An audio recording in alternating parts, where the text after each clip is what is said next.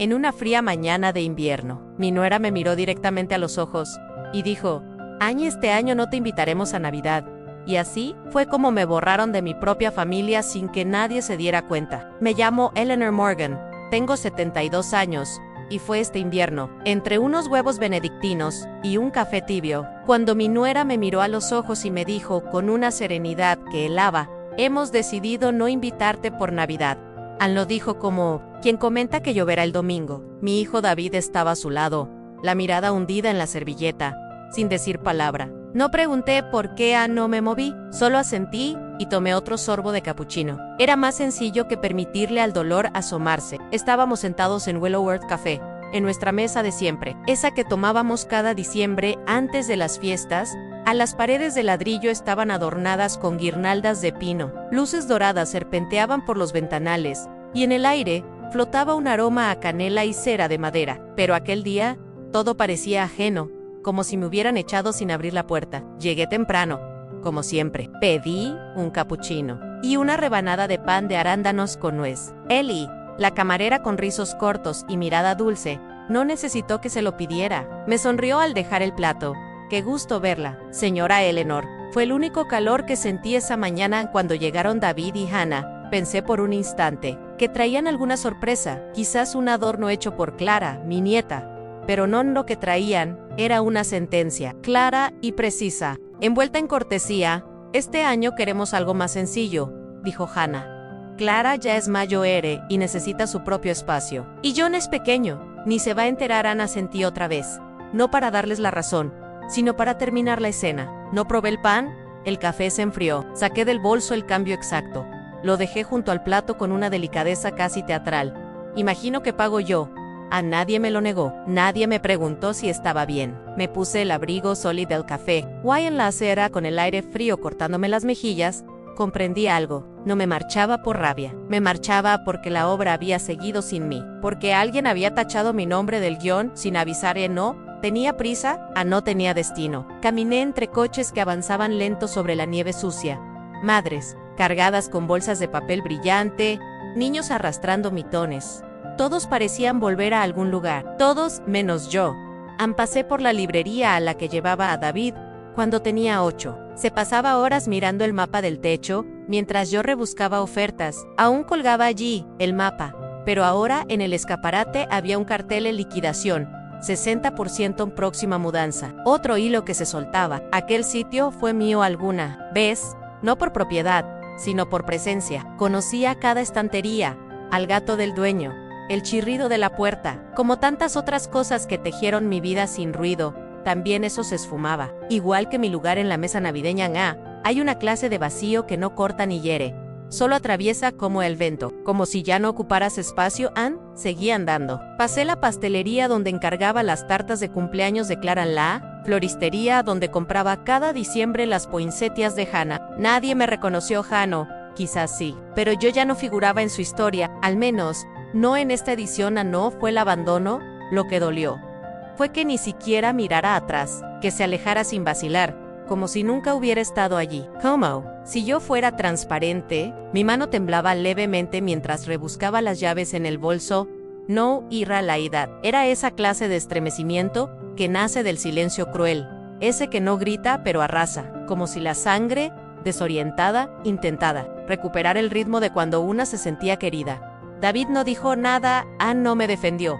No me miró. Quizás pensó que yo era demasiado fuerte para herirme. Quizás creyó que callar era proteger la paz. Pero una paz sin presencia es solo abandono disfrazado. A lo largo de los años, cedí mi sitio. Regalé la porción más grande del pastel. Cociné sin cebolla, porque a Hannah le daba alergia. Envolví regalos con más esmero del que me dediqué a mí misma. Nunca pedí nada a cambio. Pensé que ser fácil de complacer me haría imprescindible. Qué ingenua. Resultó que solo me hizo más prescindible. Y mientras observaba desde la acera helada cómo las familias se reunían tras los cristales empañados, comprendí la verdad más cruda. Ann ya no formaba parte del cuadro, no porque no perteneciera, sino porque ya no me veían. La diferencia es devastadora. Cuando volví al piso, todo seguía igual de apagado. La calefacción murmuraba, y un leve perfume de lavanda flotaba en el aire. Recuerdo de los sobres perfumados, que cambiaba con cada estación. Me quité el abrigo, lo colgué con cuidado junto a la puerta y permanecí en el pasillo sin saber qué hacer. Luego, como cada diciembre, tiré de la escalerilla del altillo. Aunque este año no hubiera invitación, la caja me esperaba. Siempre lo hacía Ann. Ahí estaba, en su rincón habitual, envuelta en cinta adhesiva desgastada y un lazo rojo que había reutilizado más veces de las que podía contar. La bajé con cuidado, escalón a escalón, sin golpear los barrotes. Cruji, al posarla sobre la mesa del comedor, como si susurrara: Ann, aún estás aquí en dentro. Los adornos, envueltos en periódicos viejos, con los bordes amarillentos y suaves como papel de arroz. Algunos estaban rajados, otros habían perdido el brillo, pero eran míos, cada uno con su historia. El reno de madera que David talló en tercero de primaria, el calcetín diminuto que bordé con el nombre de Clara cuando nació, y al fondo, unas ramitas de pino seco que había guardado por su aroma. Me llevé una a la nariz. Aún picaba, aún quedaba vida en ella. Este año no habría árbol, ni cena ni risas infantiles corriendo por el pasillo, pero aún así, limpié con delicadeza cada adorno con un paño seco, como si merecieran cuidado, incluso si nadie los vería. Antes lo hacía con alegría, ahora, por pura costumbre, en todos estos años, Nady, mi, Dejo, nos encantaría que vinieras. Nadie preguntó: ¿qué plato quieres traer? Nunca fui realmente invitada, solo a Parisha. Convencida de que eso hacían las madres, Ann preparaba los regalos semanas antes, bufandas suaves para Clara, porque odiaba los jerseys que pican, un set de Lego para Jonah, siempre de policías, para David, una bufanda de lana y una tarjeta de regalo de bricolaje. Cada año, en el mismo sobre blanco que él nunca abría delante de mí, a nadie dijo gracias, pero no lo esperaba. Creía que recordarles bastaba. No entendí que, sin querer, les estaba enseñando a olvidarme y quizá la tradición más peligrosa sea amar, sin preguntar si aún quieren tenerte cerca. La caja del altillo no se quejó, nunca lo hacía, pero este año, mientras plegaba los papeles de seda con manos más firmes de lo que me sentía, susurré al aire, sin que nadie escuchara: no quiero ser recordada así. Ann, fui contable durante 37 años. Los números eran mi idioma. Sabía equilibrar cuentas, seguir cada céntimo, asegurarme de que nada se escapara entre las grietas.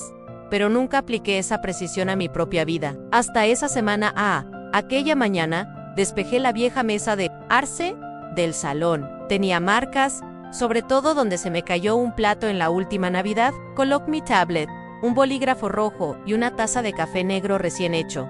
Luego abrí los extractos bancarios. No para acusar, no para juzgar. Solo para entender, y por primera vez, me puse a contabilizar algo que nunca había sumado en cada columna del cuaderno. Llevaba un año en la parte superior. Escribí lo que había aportado para la casa de David en $200 al mes durante 4 años. Una vez, Hannah me dijo: Ann, déjalo a tu nombre, así no lo cortan. No recuerdo si asentí o simplemente me quedé callada. Total a $9.6. Luego, vino la inundación del sótano. Me encargué del seguro. Adelanté el dinero mientras ellos lo resolvían a $14.5. El anticipo para el coche nuevo de Hannah, cuando Clara empezó la escuela, Ann 6.2. Ann las clases de verano, para Clara 1.8. Ann la factura de urgencias cuando Jonah tuvo fiebre alta hace 2 inviernos, Ann 3.2. Y eso sin contar la comida que dejé en la puerta, las facturas de luz que pagué en silencio cuando el saldo se les agotaba, o los interminables cargos de Amazon que mágicamente aparecían cerca de los cumpleaños y las navidades. Ann. Miré la cifra final, Ann $276.8. No, fue el dinero lo que me dejó sin aliento. Fue haber sobrevivido a entregarlo todo a Ann sin comodidad. Sign or good, apenas con lo justo. Ann como quien cruza un lago helado, sin darse cuenta de lo fino del hielo, hasta llegar a la otra orilla. Jamás pedí que me devolvieran nada, ni siquiera una palabra de agradecimiento. Mi generosidad era callada, mi apoyo, invisible, pero en algún momento, dejaron de verlo como un acto de amor. Pasó a ser un deber, una expectativa. Me convertí en el pilar de una familia que jamás pensó en dar las gracias. Descolgué el teléfono y llamé al despacho de abogados con él, que llevaba años trabajando. Quiero detener todas las transferencias periódicas, dije, y revisar cada autorización que lleve mi nombre. Mi voz no tembló. No se alzó Ann solo. Fue firme en aquella tarde. Caminé hasta la cafetería del barrio, de las que tienen mesas de acero redondas y sirven el té de menta en tazas de loza, no de papel en Silas, ya estaba allí. Su cabello, ahora completamente blanco, parecía aún más claro bajo la luz tenue. Habíamos trabajado juntos en auditorías de ONGs tras jubilarnos. He oído que vas a rehacer tu testamento, dijo. Mientras me sentaba, asentí. Ha llegado el momento de redefinir qué significa mi parte en Silas. No hizo preguntas. Solo deslizó un trozo de papel con algo escrito a mano. No te excluyeron porque... No te excluyeron porque asumieron que siempre estarías ahí. Sonreí. Apenas quizá había estado demasiado presente durante demasiado tiempo. En quizá había llegado la hora de hacerme visible. Alejándome, no, me fui con rabia. Eso suele sorprender a la gente y me fui porque me había quedado demasiado tiempo en un lugar donde mi existencia era un hecho, no una elección. Y esa certeza no llegó con portazos, ni lágrimas. Llegó como llega. El invierno silencioso, firme, inevitable. Regresé a casa tras la reunión con Silas y abrí el archivador. 3 carpetas, perfectamente ordenadas, con nombres ajenos a David, Clara, Jonah, añadí. Una cuarta en Lenaran. Luego, transferí $12.0 a una cuenta de ahorros a mi nombre. No para emergencias, no para nadie más, solo para mí. Ann se sintió extraño, casi egoísta, pero también se sintió como oxígeno. Después de demasiados días en una habitación sin ventanas, nadie lo supo. Nadie necesitaba saberlo. En esa noche, preparé una pequeña maleta, algunos jerseys abrigados, mis botas de invierno, un libro sin terminar y las llaves de la cabaña del lago Lantreve, la misma que antes fue nuestro refugio navideño. Ahora sería mío, solo mío. Mientras la nieve empezaba a caer, conduje despacio. La cabaña estaba junto al lago Pineywood, donde el agua se vuelve cristal en diciembre, y el viento canta entre los abetos al entrar. El aroma a cedro antiguo y chimenea apagada me envolvió como un recuerdo. Nada había cambiado. Nadie había vuelto desde el invierno pasado. Encendí el fuego con los viejos periódicos que aún estaban junto al hogar. Las llamas tardaron en prender, como si también ellas tuvieran que recordar cómo era calentar a alguien en mí. Senté en el suelo, escuché la madera crujir en el crepitar del calor despertando en ese lugar. En otro tiempo, contenía risas infantiles, calcetines mojados junto a la estufa. Ahora solo contenía a una mujer. Mía, y por primera vez en mucho tiempo. Eso bastaba. No dejé una nota. No envié mensajes. Simplemente me fui. No quedarme en una habitación donde nadie notaba que ya me estaba apagando. A veces, el mayor acto de amor propio no es gritar para que te vean, sino marcharte en silencio. Y elegir volver a pertenecerte a ti misma. A la mañana siguiente, salí al porche y respiré profundamente el aire frío entre los pinos. Olía a nieve, a tierra húmeda, y a algo más suave, algo parecido a la libertad. La cabana, con el viento, como si estuviera reacostumbrándose a tener vida en su interior. Bajé por el sendero que lleva al viejo mercado agrícola, al borde del bosque. En esta época del año apenas quedaban unos pocos puestos, cada uno bajo calefactores eléctricos que zumbaban suavemente. Compré una bolsa de manzanas doradas en la mesa de repostería. Una cara conocida se volvió hacia mí. ¿Eres tú, Eleanor Morgan?, preguntó entornando los ojos Ira Colleen Myers. Fuimos juntas al instituto. Solíamos enviarnos postales navideñas. Hasta que, como pasa, perdimos el contacto. Ain me contó que su hijo intentó vender su casa sin decirle nada. La llevó a juicio. Ganó, me quedé con la casa, dijo, sonriendo con triunfo, mientras alzaba una bolsa de pasteles. Pero lo que no pudo conservar fue el silencio. Yo sabía exactamente a lo que se refería. Caminamos juntas de regreso a la cabaña, las botas crujiendo sobre la nieve dura. Preparé chocolate caliente a la antigua, con virutas de cacao negro y un toque de canela. Ella se sentó en los escalones del porche, abrazando la taza como alguien que solía cuidar un jardín al amanecer. A ninguna mencionó hijos, ni fiestas, ni el porqué de pasar diciembre solas. No hacía falta. A cierta edad, las explicaciones no alivian el dolor, lo acentúan. Miró hacia el lago, ahora cubierto por una capa fina de hielo. Se puede vivir sola, dijo, pero la ausencia de pasos aún resuena. Asentí. Cuando se enciende la calefacción por la noche, suena igual que la risa de mi hijo, no porque sea cálida, sino porque no es su voz. Nos quedamos así, en silencio, dos mujeres que habían pasado media vida dándolo todo, y ahora aprendían a guardarse algo para ellas. Le conté a Colleen la historia de la cabaña, cómo la construyó mi marido tras nuestro segundo aniversario, cómo David se rompió el brazo trepando al árbol del fondo, cómo culpé al bosque durante años, pero siempre acabé regresando. Los niños nunca cuidan lo que no les costó, comentó. Con una sonrisa Morgan solté una pequeña risa. La conservamos, no para echárselo en cara, sino para no olvidar lo que dejamos de nosotras allí.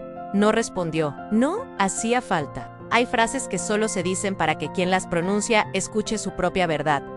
Cuando say few, alzó la mano en un gesto silencioso, no dijo nada más. Y no me sentí sola, porque hay personas que no necesitan prometer que volverán. Simplemente, saben cuándo importa estarán. Fue 3 días antes de Navidad cuando lo vi.